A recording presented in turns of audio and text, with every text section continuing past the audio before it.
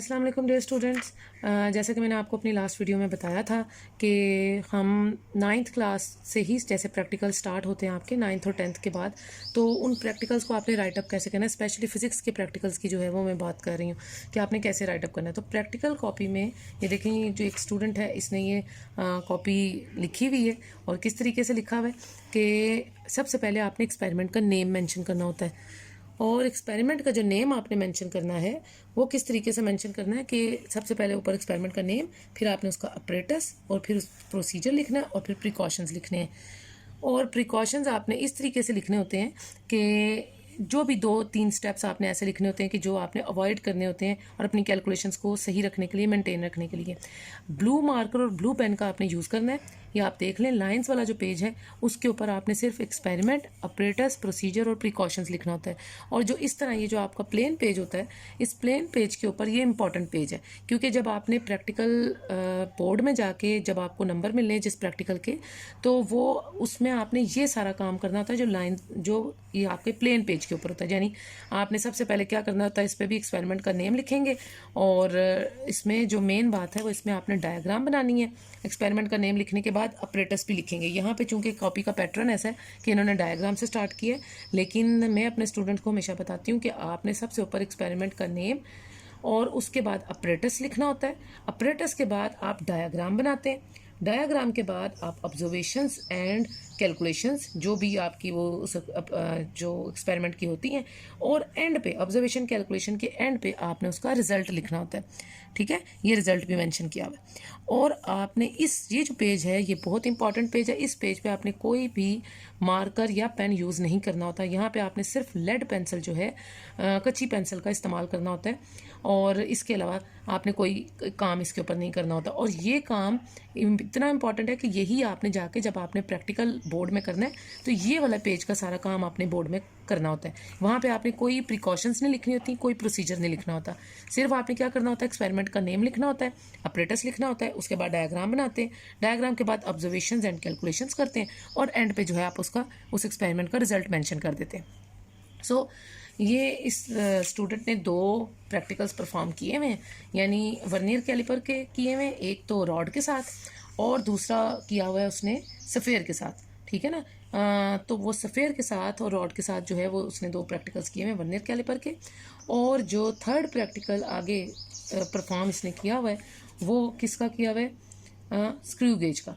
तो screw gauge में भी आप उसको रॉड वायर के साथ कर सकते हैं, और वायर के साथ करने के बाद आपको पता है स्क्रू गेज में किस तरीके से हम उसकी डायमीटर निकालते हैं, रेडियस निकालते हैं, फिर एरिया ऑफ द वायर निकालते हैं, और फिर आप उसको रिजल्ट्स में मेंशन कर देते हैं। तो ये 2 प्रैक्टिकल्स इसने ऑलरेडी परफॉर्म किए हुए, एक वर्नियर कैलिपर का और एक स्क्रू गेज का। वर्नियर कैलिपर के फर्दर अंदर 2 प्रैक्टिकल्स होते हैं, एक रॉड के साथ और एक सफ़ेयर के साथ। और जो आपका स्क्रू गेज है उसके का एक ही प्रैक्टिकल है जो हमारा रॉड के साथ होता है। ठीक है, या वायर के साथ आप करते हैं स्क्रू गेज का प्रैक्टिकल। ठीक है, अब आज जो स्टूडेंट ने लिखना है प्रैक्टिकल वो कौन सा वाला लिखना है, 2.1 प्रैक्टिकल लिखना है। इसका नाम क्या है, इसका नाम है जी find the acceleration of the ball. जी जो आपका एक्सपेरिमेंट है इसका नाम है find the acceleration of a ball rolling down and inclined angle iron by drawing a graph between 2s and t²। अब आपको नज़र आ रहा है कि ये जो प्रैक्टिकल है इसमें ग्राफ का भी उन्होंने जिक्र किया है। इसका मतलब है कि इस प्रैक्टिकल में आपने ग्राफ भी बनाना है। फिजिक्स के जो प्रैक्टिकल्स होते हैं उनकी कॉपी जब आपने बनानी है तो उसमें इन चीज़ों का ख्याल रखना है कि जो कॉपी अच्छी कॉपी वही एक्सेप्टेबल होती है और एग्जामिनर को लगती है जिसके अंदर ग्राफ्स भी बने हों, यानी एक फुल फ्लैज अच्छी जिसमें रीडिंग्स हों, रिजल्ट्स हों, ग्राफ्स हों। तो ये ग्राफ वाला प्रैक्टिकल है, इसमें हम ग्राफ भी बनाएंगे। और ग्राफ बनाना मैं आपको नेक्स्ट लेक्चर में सिखाऊंगी कि आप ग्राफ कैसे बनाएंगे। सबसे पहले तो ये स्टूडेंट उसी तरीके से उसी पैटर्न पे चलेगा कि क्या करेंगे आप बताएं। नेम मेंशन करेंगे एक्सपेरिमेंट। हाँ जी, सबसे पहले एक्सपेरिमेंट का नेम मेंशन करेंगे, फिर क्या करेंगे आप, नंबर मेंशन करेंगे, फिर क्या करेंगे आप, अपरेटस लिखेंगे, और फिर प्रोसीजर लिखेंगे लाइंस वाले पेज पे, और फिर प्रिकॉशंस लिखेंगे। ठीक है, ये सारा कुछ आपकी कॉपी में पीछे मौजूद है। ये प्रोसीजर है, ये देखें, एक्सपेरिमेंट का नेम, फिर उसके बाद अपरेटस और फिर प्रोसीजर, और फिर उसके बाद ये यहाँ पे इसकी प्रिकॉशंस लिखेंगे।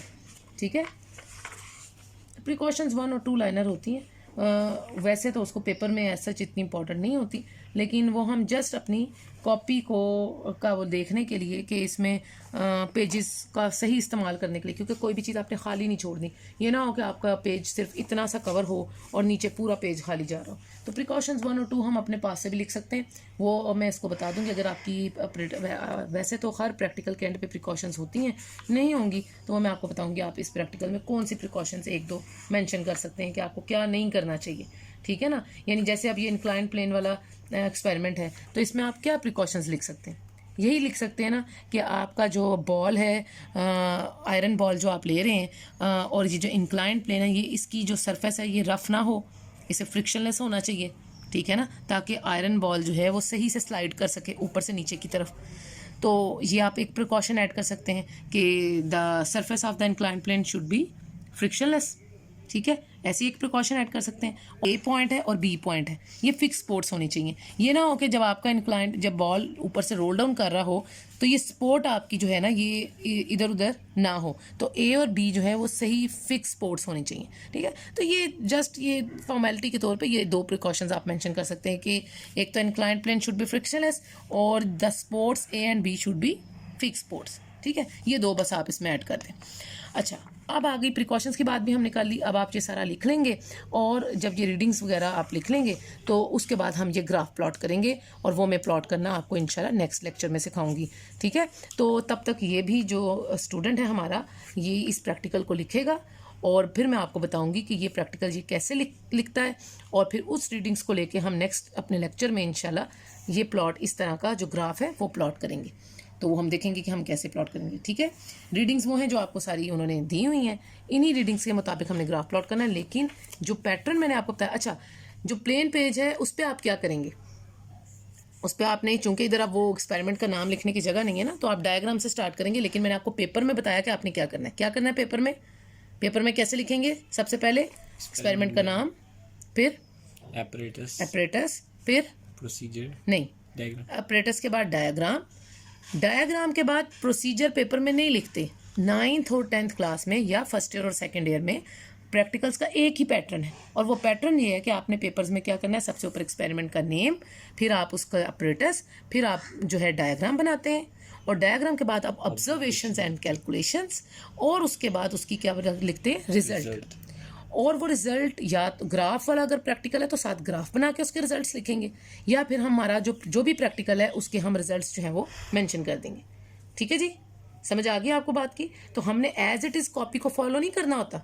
इंटर में और मैट्रिक के प्रैक्टिकल्स में एज इट इज़ कॉपी को फॉलो नहीं करते। ये जो थ्योरी उन्होंने आपको यहाँ पे दी हुई है ना, ये थ्योरी हमारी चलती है बीएस के प्रैक्टिकल्स में। जब हम हायर लेवल पे जाते हैं तो बीएस में जब फिजिक्स के प्रैक्टिकल्स आप करोगे तो उसमें आप क्या करेंगे, उसमें आप थ्योरी भी मेंशन करेंगे, ठीक है ना। ये अभी आपने इस थ्योरी को मेंशन नहीं करना, ठीक है, ना मैट्रिक में ना इंटर में। ये आप करते हैं बीएस लेवल पे जाके, फिर आपने थ्योरी भी मेंशन करनी होती है before procedure. Okay, got it.